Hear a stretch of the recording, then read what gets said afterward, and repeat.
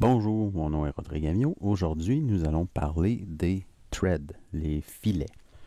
Donc, avant de partir, j'ai mis deux liens dans ma description. Un premier lien qui est une information assez détaillée sur Fastener Mart, Fastener Tech Data. En faisant ma recherche pour savoir quoi vous dire dans ce tutoriel-là, j'ai trouvé ces références-là vraiment très intéressantes. Et l'autre, c'est une très bonne représentation des tolérances, surtout dans le domaine des vis de type ISO, aq.co.uk.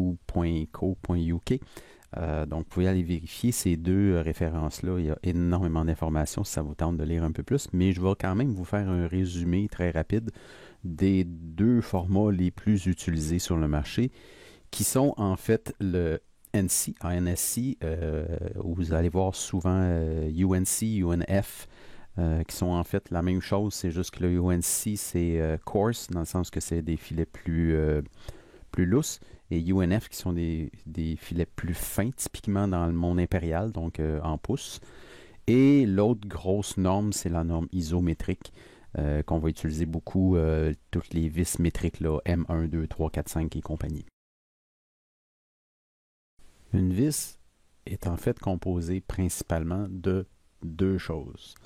On parle du diamètre de la vis et on va parler du pas, le filet, c'est-à-dire pas le pas, mais enfin le pitch.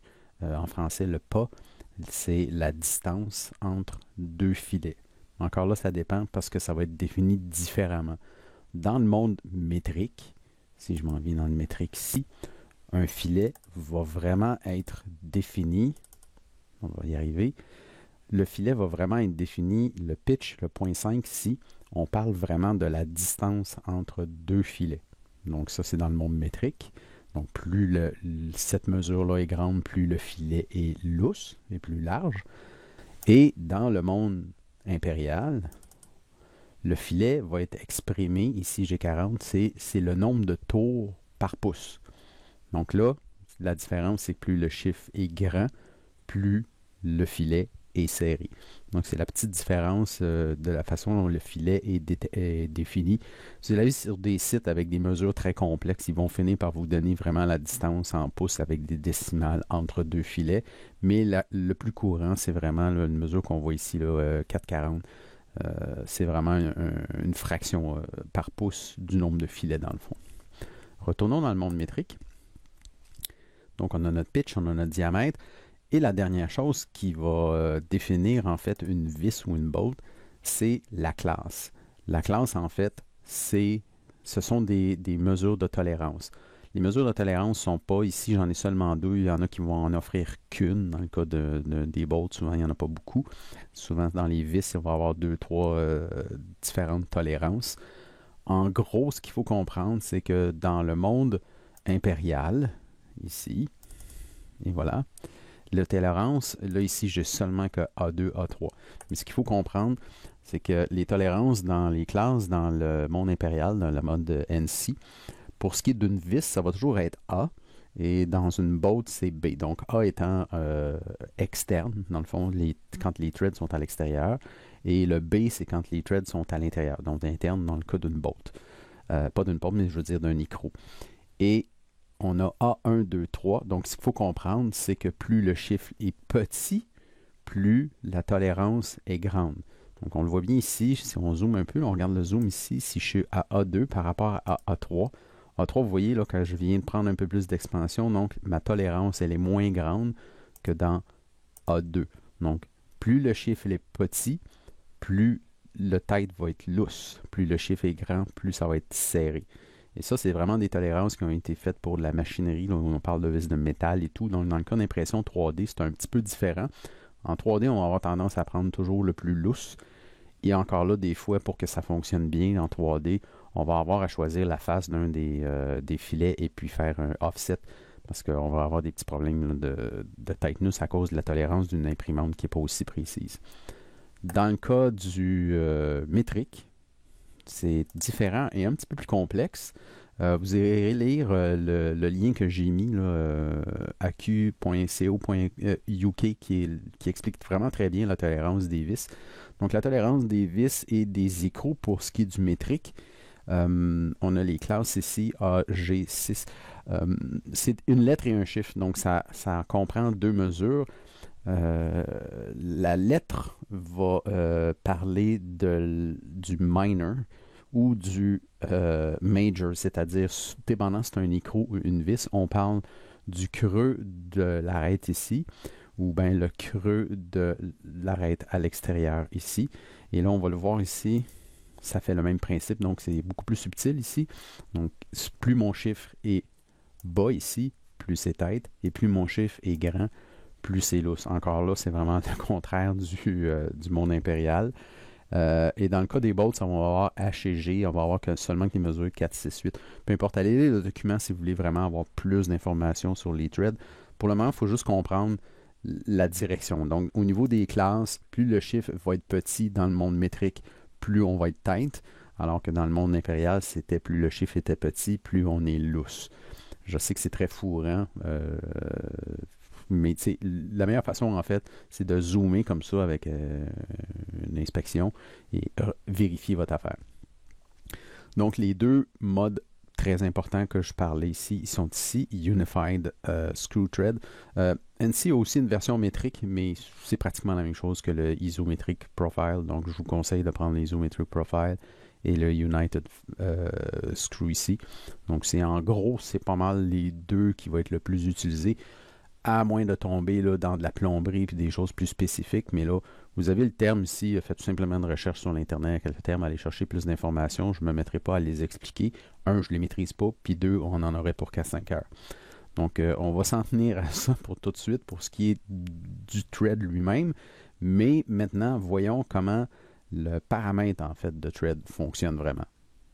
Là, je vais prendre l'exemple d'une vis, ça va être beaucoup plus facile à visualiser. Donc, le thread, c'est ici dans les create et on s'en va dans la petite section ici qui est thread, qui est avec la fonction hold, parce que naturellement, quand on l'a vu dans la vidéo, hold, on a aussi les fonctions de thread, tout dépendant du type de trou qu'on fait. Mais si on veut faire un thread sur un cylindre comme ça, on choisit thread finalement et le menu apparaît ici. Naturellement, pour un thread, il faut choisir une surface cylindrique, donc soit un trou cylindrique ou un cylindre comme ça. On va le faire sur une surface comme ça ici pour une vis. Et là, je l'ai choisi.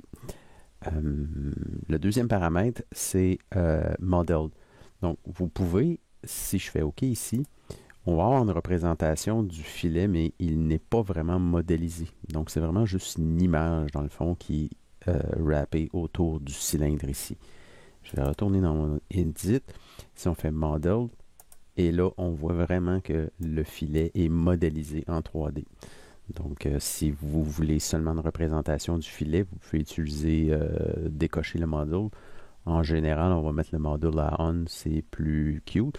Par contre, dans certains cas, si vous commencez à faire du sketching sur les plans d'un thread, il va être obligé de faire la projection de chacune de ces filets-là, puis ça peut devenir très lent. Donc, petit avertissement.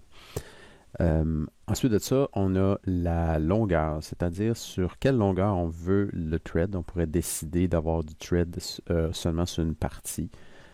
Donc, si j'enlève le fully length, donc ça dit qu'on veut le thread vraiment sur la hauteur totale de notre cylindre, la surface qu'on a choisie. Sinon, ben là, ici, je vais avoir un offset et une longueur. Donc ici, en ce moment, on descend de 10. Si je change cette mesure-là, donc c'est vraiment la longueur à partir du top là.